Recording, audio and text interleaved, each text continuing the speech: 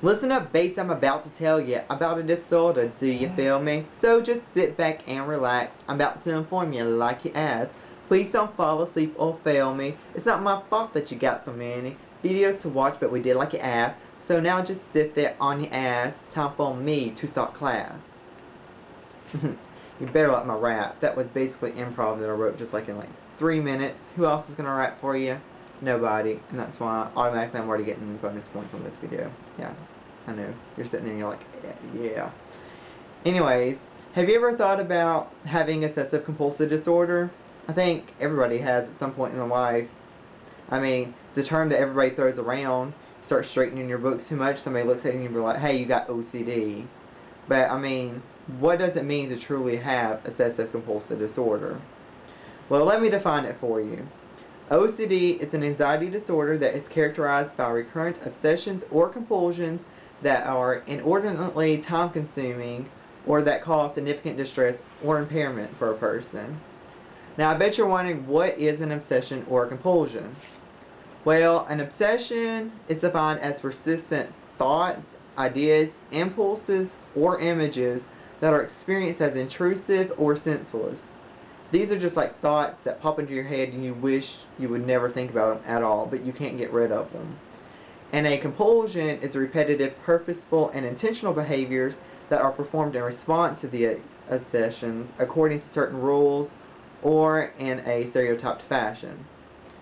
Now, when looking at the DSM-4 text revision, that is what is going to tell you about all your disorders and what exactly you do have to have the disorder. So, according to the DSM-4 text revision, a person must have obsessions and or compulsions. They don't have to have both, they can have just one of them.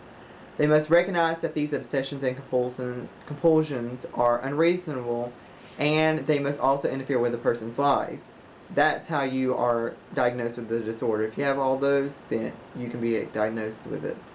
And now the overall prevalence of this disorder is only 1.6%. So an example of OCD would be, say, my obsession could be that I don't like germs. And so in my head I'm always thinking, germs, oh my god, the germs, gotta kill the germs, get rid of the germs, there's germs everywhere. And so a person's compulsion may be, I gotta go wash my hands. Or, you know, in this day and age, if you're like me, you have Germ-X everywhere, so you're like, oh, Germ-X, kill my germs, yeah. See, now the germs are gone, my obsession goes away, and the compulsion did it. Now, there are several theories that try to explain this disorder, so I'm going to start off with the biological theories first. And what it's believed is that there is this connection between the subcortical and the cortical areas of the brain that are just abnormal. These areas deal with inhibition of behaviors, and according to this belief, people with OCD, they just can't inhibit their behaviors at all. So their brain ends up working overtime to try to control them, and that's why they have these obsessions and compulsions. And it's also thought that OCD may be linked to Tourette syndrome. So they're kind of looking into that, you know, because of genetic disorders. Now, there are also cognitive behavioral theories, and this perspective focuses on maladaptive thought processes as contributing to the development and maintenance of OCD symptoms. What happens here is individuals that overreact to anxiety-producing events in their life, or events in their environments, I should say.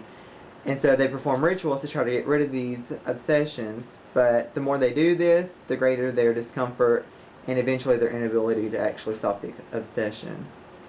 Now, there are a couple ways to treat this disorder, and the most effective biological treatment so far has been, let me see if I can pronounce this really good, clomipramine or other serotonin reuptake inhibitors.